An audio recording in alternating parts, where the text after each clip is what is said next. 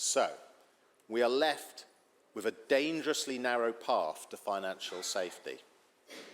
That path is outlined in the budget for us today. Well, apart from, of course, the extra 76 million of cuts to be added in for next year.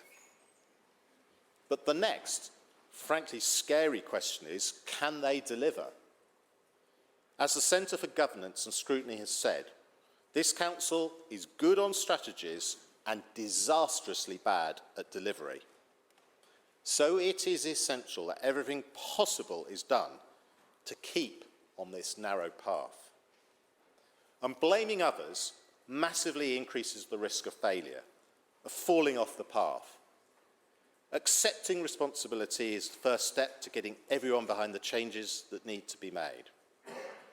Now, I understand why you blame others. You've bankrupted our city and you want to deflect.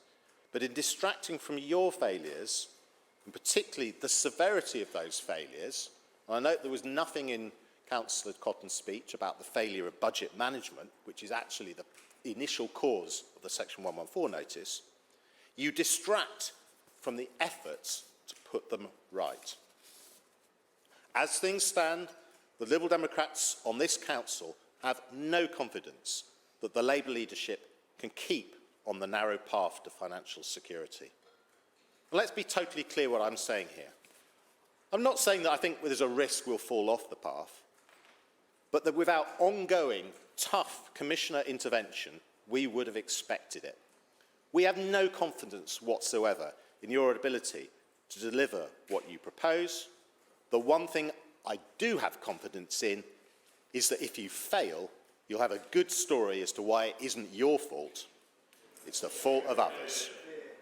You may be abysmal at running the council, but you're great at blaming others for it.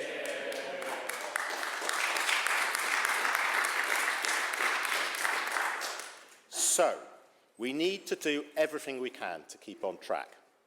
It will need a lot of things to come together to happen. First of all, we have the firm hand of the Commissioners, and I fully understand why they felt the need to sit amongst us. It sends the right message, but while they can lead where our Cabinet has failed, that won't be enough. We need all council departments to deliver. Recent history says this is a big ask. It calls for seismic cultural change, and that requires crystal clear leadership and direction, not misdirection towards those you want to blame.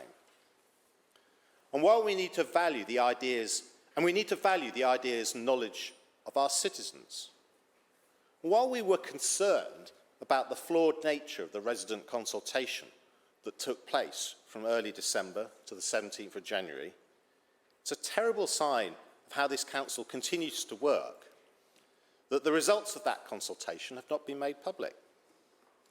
In creating our amendment, I wanted to have those public opinions so that I could consider them in all our proposals. I've called for this several times and been met with silence. It speaks to an arrogance that the council knows best, even when it's responsible for the hole we're in. And then we have the political leadership of the council. Clearly, our democratic processes mean Labour will stay in power until 2026, when I have no doubt the residents will exact a savage revenge on them. In the meantime, we propose to improve the challenge and transparency by putting scrutiny in the hands of opposition councillors, one group of councillors who are not tainted with having been in power for the past 7 disastrous years.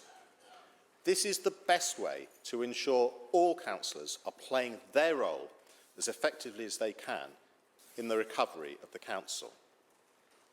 It also means that the dead hand of Labour marking their own homework doesn't delay progress, as it has up to now. This budget is not ours, and as I've said, will do untold damage to our city. We don't support it, but we will try to make it better.